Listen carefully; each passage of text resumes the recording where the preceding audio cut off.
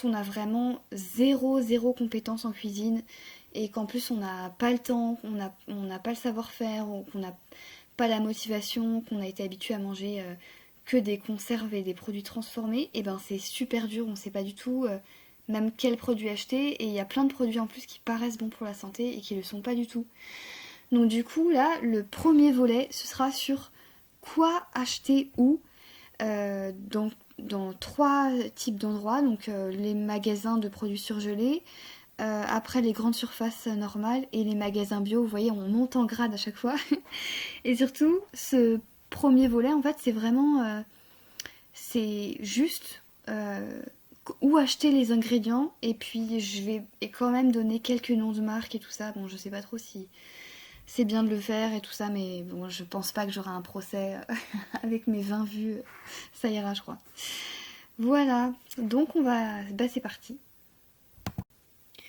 Alors, on opte pour un régime méditerranéen, donc sans produits ultra transformés ou le moins possible, euh, avec peu ou pas de gluten et de produits laitiers, et avec un maximum de produits frais et des aides de temps en temps.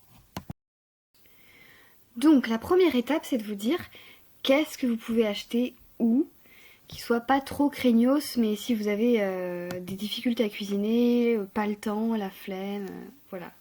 Donc par exemple, si vous allez dans une grande enseigne de produits surgelés, je pense que vous avez tous un nom en tête, ils font des purées de légumes qui sont juste avec des légumes et rien d'autre, donc ça c'est parfait. Par exemple, purée de légumes verts bio, purée de potimarron bio. Après, il y a aussi tous les légumes prédécoupés, crus et non cuisinés. Donc par exemple les haricots verts, des choses vraiment très simples, rien qui soit cuisiné. Et après, il y a aussi des fruits entiers, par exemple les framboises entières bio, le cocktail de fruits rouges bio, et en plus de ça, ça revient beaucoup moins cher que la version fraîche. Donc voilà, tout ça, c'est des choses que vous pouvez acheter dans cette enseigne. Après, il y a tous les magasins conventionnels, les enseignes que tout le monde connaît, voilà. Et là-dedans, en fait, c'est vrai qu'il y a à peu près il y a 90% des produits qui sont ultra transformés, et donc c'est assez risqué parce que il y a beaucoup de tentations, et en plus de ça, on risque de faire pas mal d'erreurs. Mais du coup, si vous allez dans ce type de magasin, de supermarché lambda, on va dire, vous pouvez aller acheter par exemple au rayon frais euh, les galettes de blé noir bio. Donc là c'est très simple, c'est vraiment sarrasin, eau, sel en général. Après le tofu, nature par exemple. Les olives bio, donc là je vais quand même citer des marques pour donner des idées. Donc il y a l'atelier Blini qui fait des olives bio, voilà, où ça va, c'est correct. Après ils font aussi du hummus bio, bon ça va aussi. Après si vous voulez acheter des viandes et volailles, essayez d'acheter bio ou label rouge, du blanc de poulet, du steak de bœuf ou je ne sais quoi, mais par contre il faut que ce soit vraiment 100% viande, donc pas de nuggets, pas de jambon, pas de boulettes de viande, pas de pâté ou je ne sais quoi. Après, au niveau crèmerie, bon bah, si vous supportez, mais avec parcimonie, tout ce qui est beurre, yaourt nature, etc. Après, il y a les œufs, si vous vous dirigez vers d'autres rayons, le lait de soja nature, l'huile d'olive, l'huile de coco pour cuisiner, et après en assaisonnement l'huile de noix, le vinaigre de cidre. Après pour tout ce qui est féculent et céréales, le riz complet, pois chiches, lentilles, etc. Éviter les aliments pré-cuits, ceux où il y a marqué cuisson rapide. Vérifier aussi que ce ne soit pas des mélanges. En général, quand il y a plusieurs légumineuses ajoutées avec du riz, tout ça, en général, c'est qu'ils ont fait pré-cuire certains aliments, donc ça augmente beaucoup l'index glycémique des aliments. Donc après, au niveau du dépannage avec des plats préparés, ce qui est correct, bon, à la limite, Si c'est exceptionnel, il y a les sachets du type jardin bio, etc. Des marques comme ça, du genre riz, sarrasin et riz, ou duo de quinoa aux légumes, ou purée de pois cassés. Bon, évidemment, là, forcément, ils sont pré-cuits, donc ça tue un peu ce que je vous ai dit juste avant. Mais bon, au niveau de la composition, c'est assez clean. C'est vraiment en dépannage si vous êtes en déplacement quelque part. Après, pour les soupes bio, en général, elles sont un peu meilleures en bouteille, en verre. Attention, par contre, souvent elles sont trop salées, puis elles sont trop mixées, etc. Donc c'est pareil, c'est en dépannage. Après, bah, évidemment, vous pouvez aller au rayon épices et herbes séchées. C'est vraiment important de les acheter bio parce que c'est des concentrés de pesticides, celles qui sont pas bio. Euh, Après, au niveau des conserves, bah, il y a les conserves de légumes toutes simples.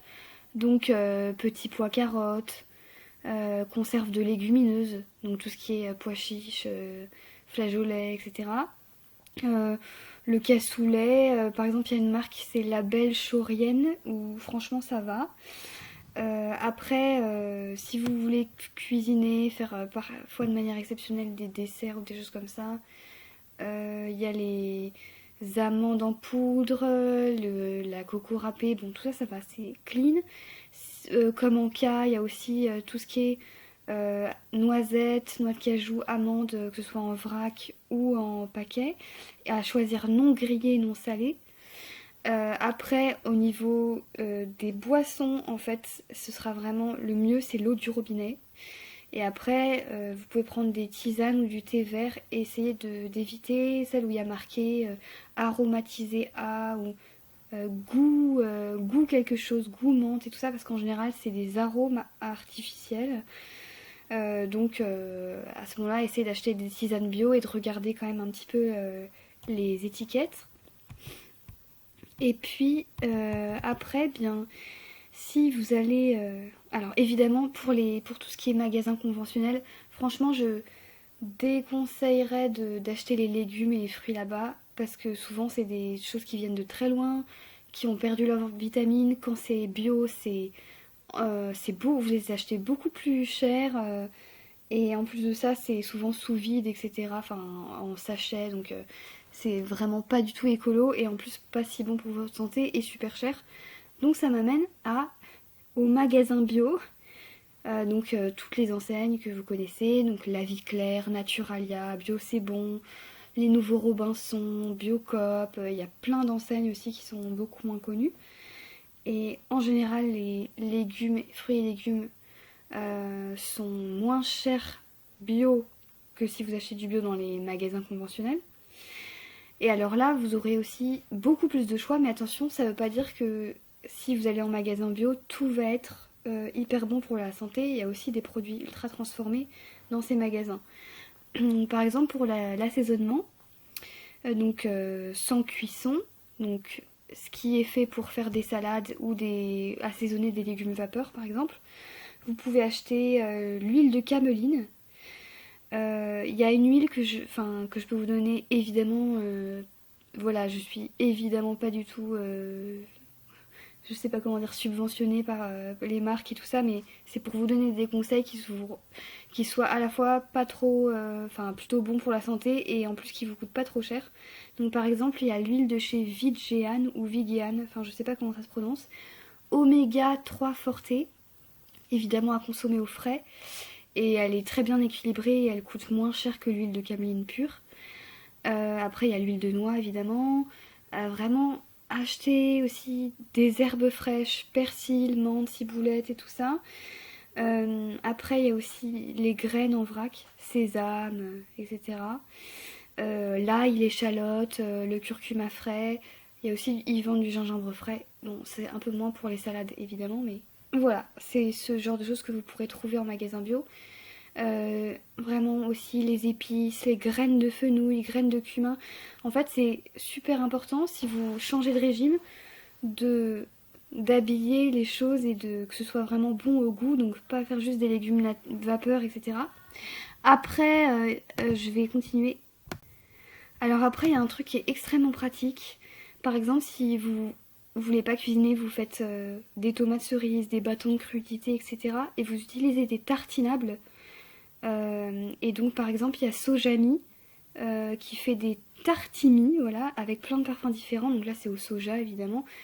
Donc ça apporte des protéines. Il y a aussi les houmous de l'atelier V avec plein de parfums différents du genre betterave, haricots rouges et tout ça, c'est super bon.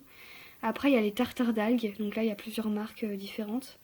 Donc en plus tout ça c'est assez protéiné. Après par exemple si vous voulez faire vous pouvez faire aussi du concombre avec du yaourt nature coco. Donc il y a les marques Ya, Abbott Kinez et d'autres marques comme ça. Vous pouvez mettre du cumin en poudre dans le yaourt coco, etc. Enfin, l'assaisonner comme ça. Il y a évidemment la tapenade, la crème d'artichaut. Enfin, tout ça, c'est vraiment des aides précieuses si vous voulez pas trop vous fouler et puis manger les légumes avec. C'est parfait. Après, pour la cuisson, donc cuisson à l'étouffée, cuisson au four, bon là vous pouvez utiliser évidemment huile d'olive, huile de coco, les herbes séchées, tomates séchées, et puis tous les produits évidemment que j'ai déjà cités qu'on peut acheter dans les magasins standards. Et puis voilà, toujours boisson, eau du robinet, thé vert, tisane. Évidemment, il y a aussi les conserves déjà citées. Et puis, par exemple, il y a une marque, je sais plus laquelle, qui fait des moules à l'escabèche en conserve. Il y a donc évidemment conserve de sardines, anchois, maquereaux, voilà, harengs aussi, je pense. Enfin, voilà, des choses comme ça. Pour les graines, je sais plus si j'ai tout dit, mais il y a aussi les graines de tourge, de courge, de tournesol, de chia. Des choses comme ça. Donc, je continue en plus en rajoutant deux trois choses que j'ai oubliées. Donc par exemple si vous voulez faire des sauces pour les sauces salades ou je ne sais quoi, il y a la sauce par exemple tamari. Donc la marque Lima par exemple fait une sauce tamari qui est clean. Après enfin, vous pouvez aussi dans vos plats mettre des cornichons, des capres. En général il n'y a pas trop de problème avec ces produits. Il y a aussi les poivrons grillés à l'huile que font certaines marques que vous trouvez en magasin bio.